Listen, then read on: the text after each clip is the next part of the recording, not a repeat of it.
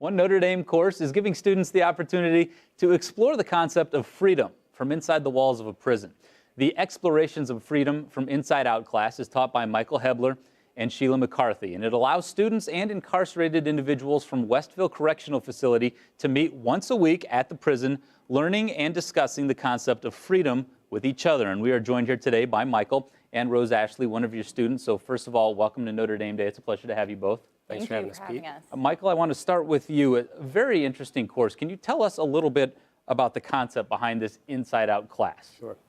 So prisons are designed to not only keep people inside, but to keep the rest of the population outside. And they do a very good job at that. And so this course aims to break down those barriers by taking these Notre Dame students to Westville Correctional, which is in Westville, Indiana, each Friday for the 3-credit course throughout the semester. The program was started by Temple University and the Philadelphia prison system in the late 90s. It has spread throughout the country and is actually in a few different countries. And we started the course here about 7 years ago through the Center for Social Concerns, where I work. My colleagues Susan Sharp and Ed Kelly have been doing a course in the fall, and then we do this course in the spring, looking at freedom. And my colleague, Dr. McCarthy, and I thought it would be very compelling to look at dimensions of freedom, physically, mentally, spiritually, and engage in conversations about this, looking at exemplars, looking at literature, because each of us is free in some ways and not free in other ways. And so we look at someone like Nelson Mandela, locked up for 27 years, but in many ways spiritually free. Or Sylvia Plath, who is not incarcerated, but mentally trapped in many ways. And so the venue for the course provides an opportunity for each student, whether inside or outside, to engage in the text, but in their own lived experiences, and to be able to come together each week and address these concepts is a very, I would argue, very liberating way to study in a college course. It's a fascinating idea. Rose, you take this class, so I want to ask you, the fact that you get to interact with incarcerated individuals on a weekly basis, what do you think that you get out of this course that perhaps no other course could offer you? Yeah, I think when you go into a prison, there are signs of oppression are all around you. You know, you have the fence, there are bars, there's security everywhere. However, the fact that we have created a space, we have this room that we go in that is actually a very liberating place, and I think freedom in that place is all about relationships. So the relationships that we have built as classmates with our professors as well, I think really speaks to this idea that even though we are inside of a prison, we can create these little small pockets of liberation, even if it's just for 3 hours every week. Michael, what are the numbers like for this course between your students and the incarcerated individuals? Yep, so the course is designed to have equal participants on each side.